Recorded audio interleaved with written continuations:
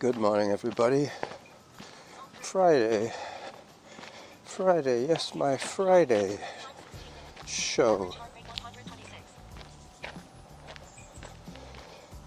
Trying a new wrinkle on the sports tracking app.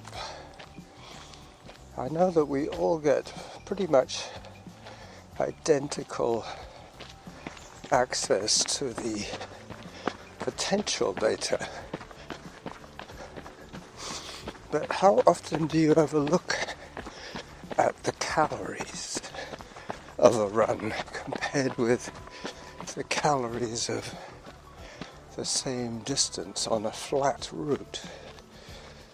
Well, I spent, as you know, an inordinate amount of time trying to figure out the right amount of calorie burn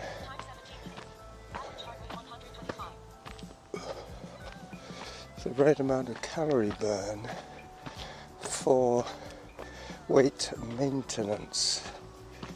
I was worried that I was losing too much weight, so I figured I'll track my calories.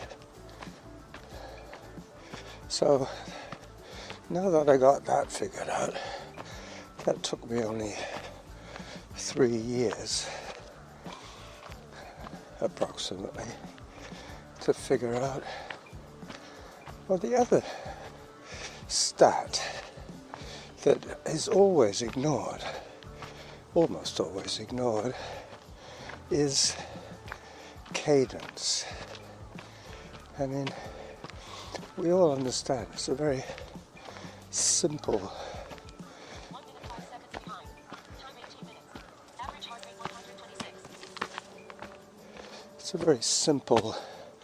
concept.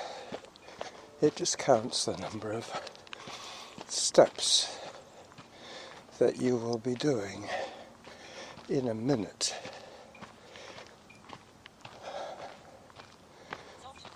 You might have heard my watch talking to us. Samantha's over there today on my left hand wrist.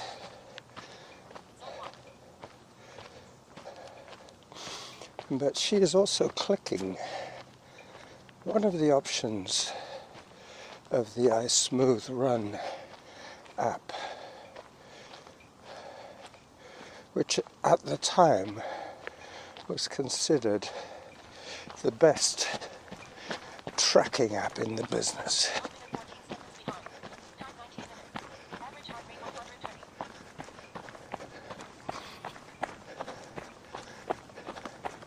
But also the fact that 6 years ago it was a paid app. You had to pay $6 to buy the app. Well, Cadence and a metronome combined gives you a very interesting metric. A lot of us walk, and that shows up in the cadence. If you walk, as opposed to just walk, the cadence is completely different. So I figured out what's the best number. What is the sweet spot for that metric? And I figured I could probably walk at 12, whatever it is. Let me get this straight. 120 steps per minute is 60 strides per minute. I think I just started running on a zone 4. Anyway, back to the numbers. Now that the clicking has stopped, which means that my average pace, my cadence, I should say, has gone over 60. I'm still 45 seconds behind a 9.5 minute kilometer. The only problem with the metronome is that it's you have to deactivate the auto pause, otherwise it gets a little bit confused. Alright, so now I've reached the perimeter fence on the west side of Mount Douglas. I'm heading for Lohbrunner Pond, and you will soon hear that my clicking will resume, because now, there you go, now I'm hiking uphill.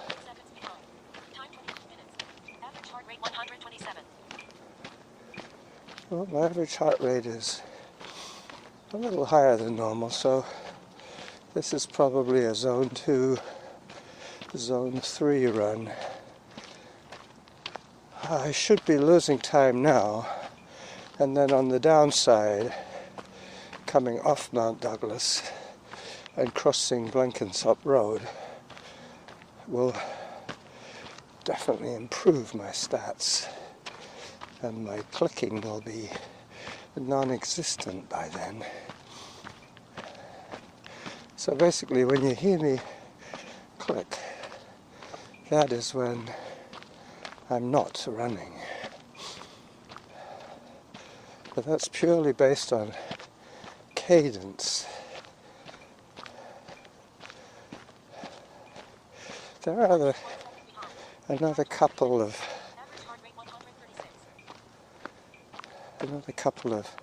subtleties with that app, and I won't go into them, but it is still my number one app. As long as it shares with Strava, then everybody's happy, right?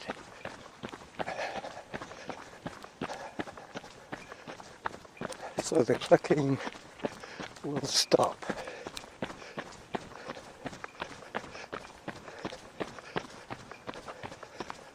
Soon. There, it stopped.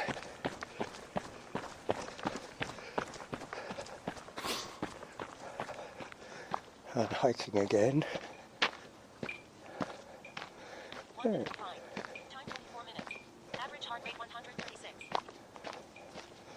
136. So, yes, indeedy, I am definitely given it.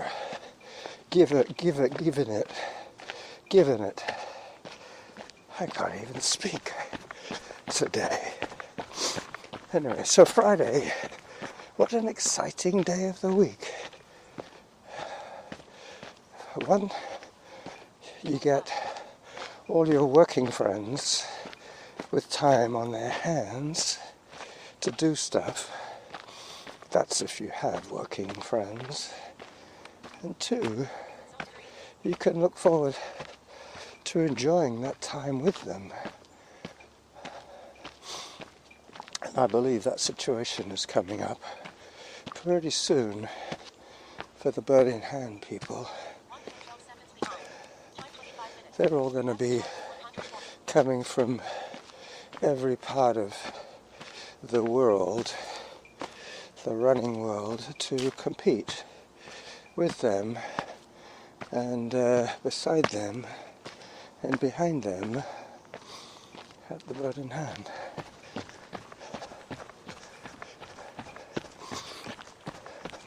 Now, whether you run the race or walk the race or do both, I think it's probably worth considering the reasons we run, and those are pretty diverse. For me, it's to try and get my heart rate up, up, up, around the 100, the 100 beats per minute. If you could do that with brisk walking, well, so be it. I can do it with brisk walking, I can do it with race walking, I can do it with cycling, I can even do it with e-bike. But what can I say? Triple digits for approximately 82 minutes a day, 7 days a week is basically the summary of my training program. Pretty simple, huh? And not to amount to more than 10 hours for the whole week. That's the hardest one for me.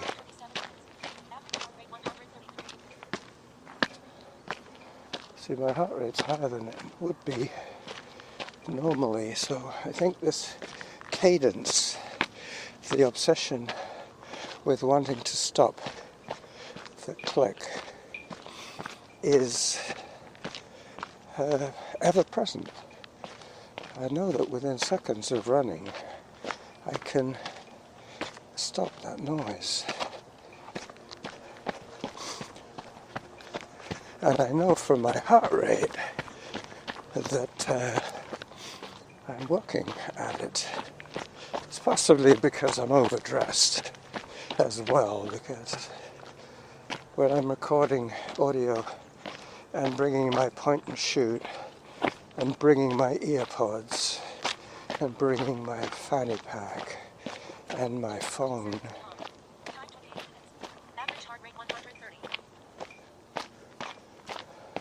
so now I'm going downhill. For those astute listeners, you'd realize that the settings now on Samantha are zone change, metronome, which is 60 or above, it will be silent. Anything below 60 average isn't silenced. See, now it's teetering on the 60. It skips a click every now and then. I must be around 59. So the clicking will stop pretty soon. I have to be a little cautious because this is treacherous. I can't just open up the engines. I can't just switch on the afterburner. I know it's a downhill, but I've fallen many times, as you know, on this kind of stuff. Especially, I know that's not a word, especially when I'm excited talking to you guys. But that's what's going through my mind at the moment, the click. You see, it went off briefly then and I didn't even notice. Having it on my wrist is far less intrusive to my brain than having it coming in through my ear pods. Because that would be almost like one of those Chinese tortures or Japanese tortures when they keep dripping a drip of water on your forehead until you go mad. Time for hydration. So without the auto pause, I will pause the audio, take my drink, and check how much airtime I have so far. I have 15 minutes.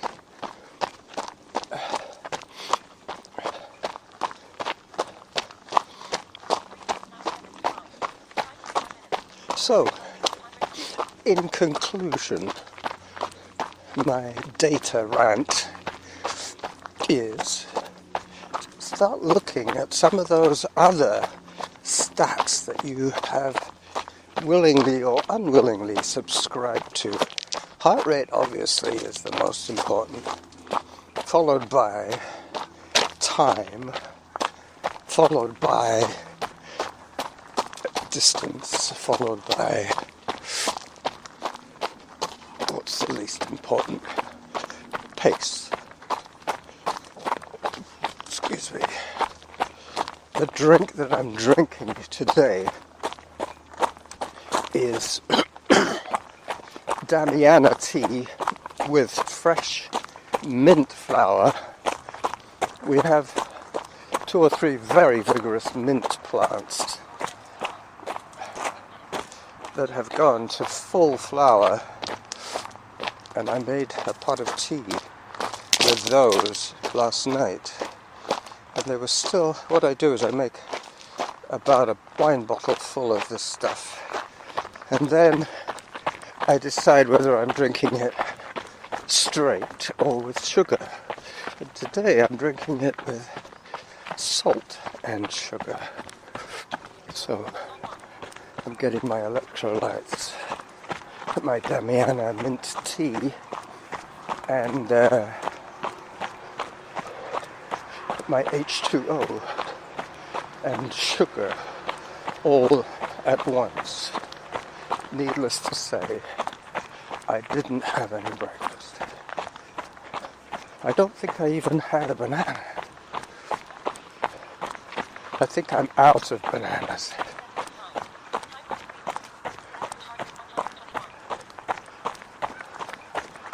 So as the clicking stops, I approached Blenkinsop Road.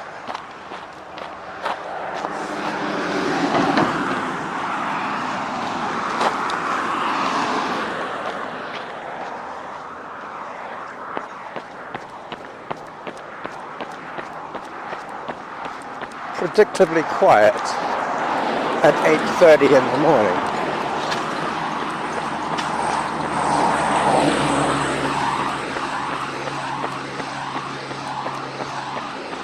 That last one was a jeep.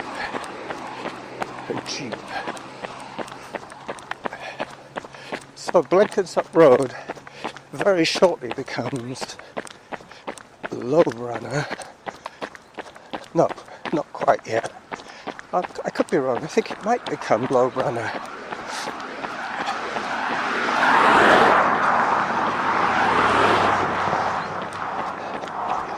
Yes, it does.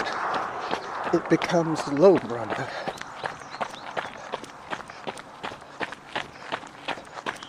I will take a photograph of that sign.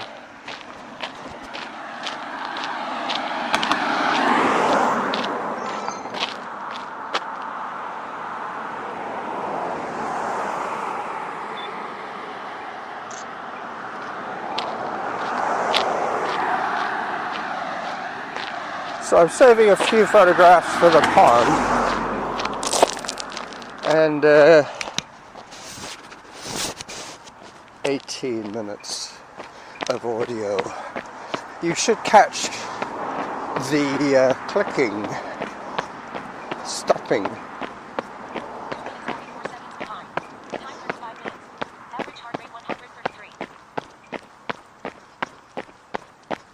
Yep, you see? It's already stopped. Now that is a metric that probably only a few of you data nerds would have even investigated. But what I tend to do is when there's an issue like that, I tend to spend those waking moments at night when I'm just waiting to go to sleep, trying to figure out the dynamics, the ramifications of said data. The other number that's coming up from Samantha is time ahead or behind. It's either 1 minute 12 behind or 12 seconds behind. But I'm going to walk a little bit now that it's quiet. You'll hear the clicking start again.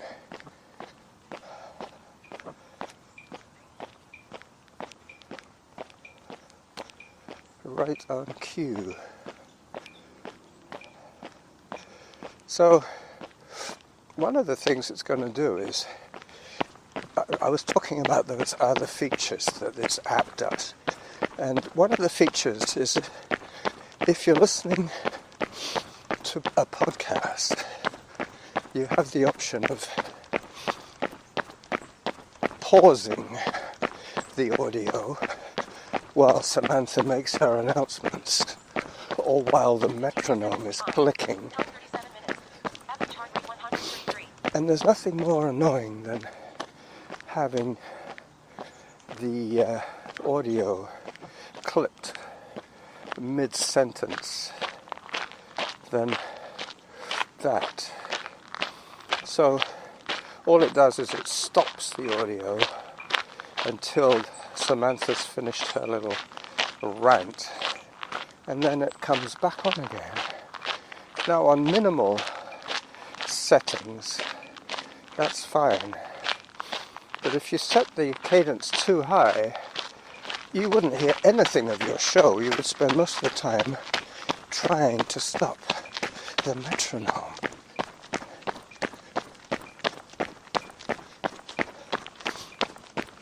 Yep, it's clicking again. I think it counts something like 10 seconds, the number of steps in 10 seconds. That's about as long as it takes to react to changes in data. So I won't mention it again, but you will hear it throughout the rest of this run as I approach the Donwood stairs to take me up to the street. I think it's Donwood Drive. Zone 4. There's the annoying clicking again, but that's justifiable because I'm just about to start on the stairs. 1 minute 43 seconds behind. Time 39 minutes. Average heart rate 134. So, hello everybody. Carlos here, recording a trailer video for my video audience. Apologies for the beach walking one. For some reason I had so many aborted downloaded files in my trash that my computer didn't have enough space to organize the video data and compress it. So it got cut off at 9 minutes. This one's going to be way shorter than that. This is just me coming up the Donwood stairs. Average heart rate 139. Zone 5. Zone 5. I'm definitely working it today. All the hills are hard today. But here I am, Donwood Park, less than a kilometer from my destination of Lohbrunner Pond, saying bye-bye.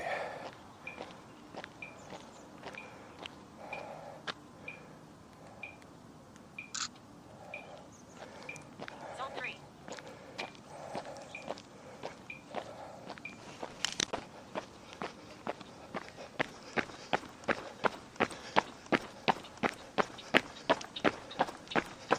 Minutes 23 seconds behind. Time 42 minutes. Average heart rate 130. 42 minutes so far of moving time, which is exactly what I wanted.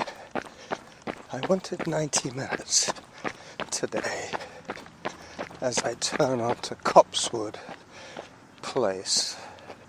Google it. Right now. That's an order. Just kidding. I've forgotten what that street is already. Copsewood? Something like that. Well, I'm going to take a picture of a tree that I took a picture of last year in October when it was bright yellow. Today is one of the last days of August. 1:37.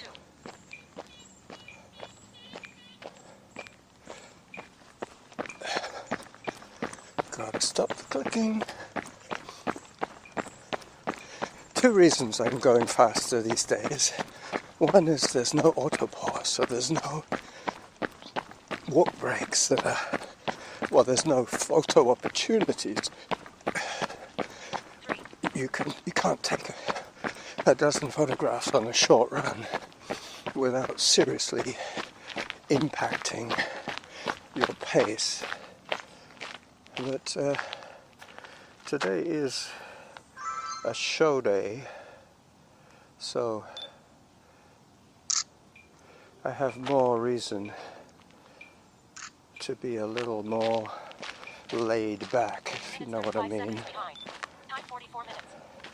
I will have to straighten out later on a little bit after I post this episode.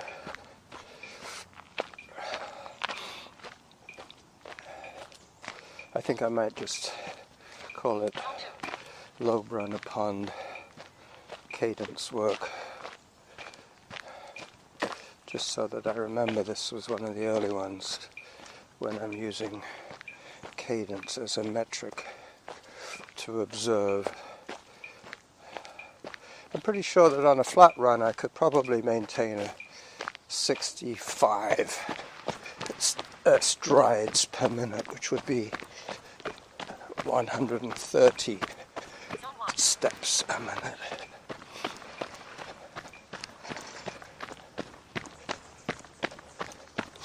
As I circle Lohbrunner Pond. Good. Halfway to my goal at Lohbrunner Pond, taking a hydration break, which means 45 minutes in and probably 28 minutes of audio. This is the running Jackal saying bye-bye from Lohbrunner Pond on his cadence exercise.